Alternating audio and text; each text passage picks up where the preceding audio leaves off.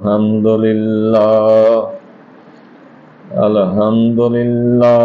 رب العالمین، والعاقبۃ للمتقین، والصلاۃ والسلام علی رسولہ الکریم، اما بعد فاعوذ باللہ من الشیطان الرجیم، بسم اللہ الرحمن الرحیم۔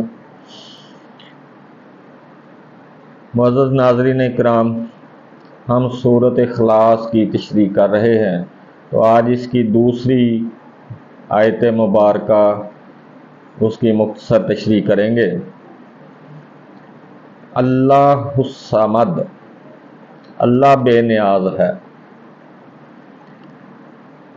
الصمد، قصد کرنا، بلند مقام، وہ آدمی جسے بھوک پیاس نہ لگتی ہو، وہ سردار جس کی طرف حاجات کے لیے رجوع کیا جائے، جس کی اطاعت کی جائے، بلند، ٹھوس، بے جول، ایسی چیز جس سے کوئی چیز نہ نکلتی ہو نہ داخل ہوتی ہو۔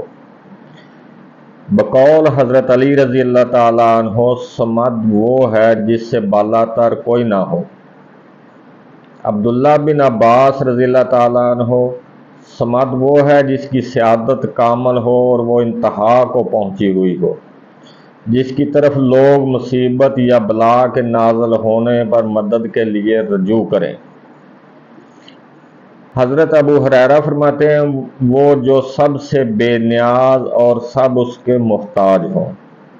بقول العنباری، صمد وہ ہے جس سے بالا کوئی نہ ہو اور تمام لوگ حاجات کے لیے اس کی طرف رجوع کریں۔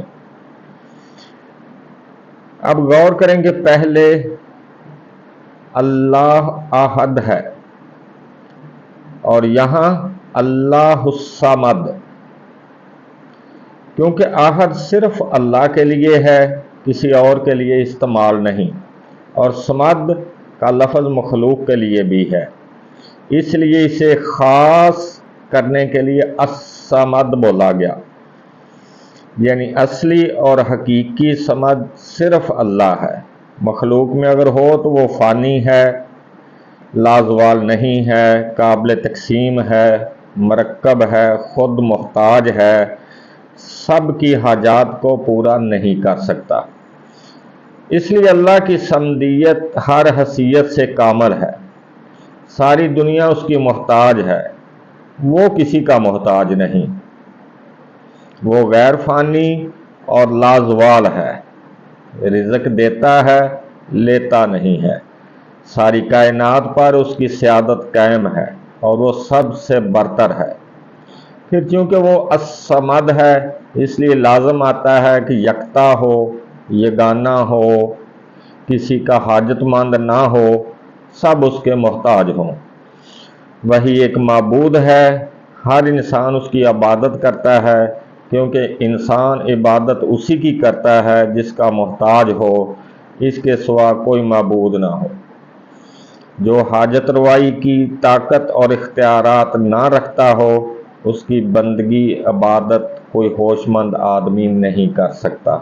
وَمَا عَلَيْنَا إِلَّا الْبَلَاغُ۔